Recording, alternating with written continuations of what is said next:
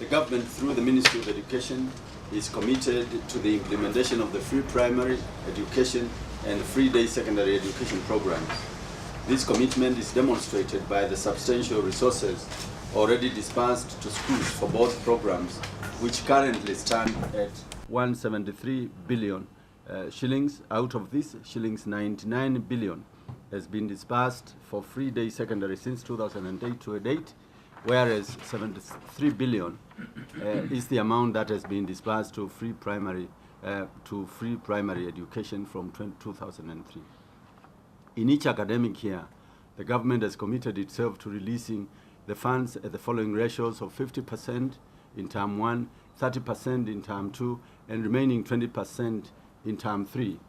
I have here in my possession immediately, if you remember, we were here 3 days ago, I requested Honorable Githae to release free all these monies, and the money was released yesterday. It is now with schools.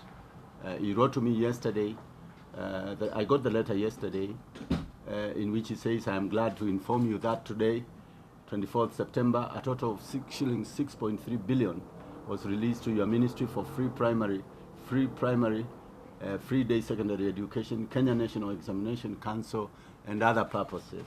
So even the 300 million I requested for the Kenya National Examination Council has been released. With this regard, the disbursement for free primary education for this financial year has been as follows. Term 1, 50%, which was 4.3 billion. Term 2, which was 30%, 2.6 billion. And for free day secondary disbursements have been as follows. Term 1, 5.3 billion. Term 2, tranche 21%, 5.1 billion. And tranche 3, 30%, 4.8 billion. Total 15 billion, 15.3 billion. The ministry is today releasing 6 billion, 51,131,192 towards the free primary education and the free day secondary education following this release by my colleague, the Honorable Minister for Finance. And this is for third term, as well as the grant to the Kenya National Examinations Council. We are very, very grateful to the Treasury for recognizing that schools have opened since yesterday and this money must go out. I must also remind everybody that the calendar for this term is 38 weeks. The money that we are releasing, as I've said, is for 38 weeks. And those 38 weeks are going to be realized. They are not negotiable because they were declared right at the beginning of the year.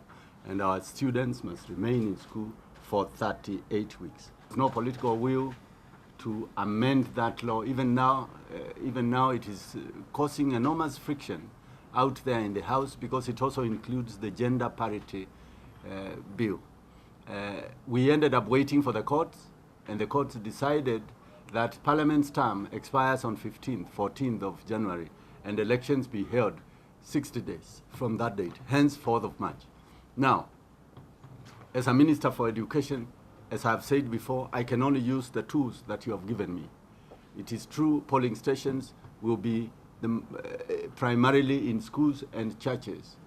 And luckily, the election is only one day. And also, there are no examinations during the first term. The education I'm dealing with is for all Kenyans, not for the rich or for the poor. And therefore, sorry, I will not allow what we call reverse discrimination.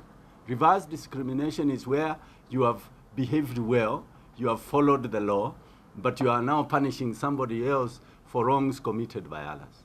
The pupil in public schools was helpless. There is no way he or she could have gone to school. Preparation for examinations is not just the cramming, it's not just the reading. There is an element of preparation, kimusingi, so that the child feels, yes, I am ready. Yes, my teacher has done the best. I will not entertain the idea that the public school pupil be punished or adversely affected merely because those with private schools, children in private schools, set out through the 3 weeks.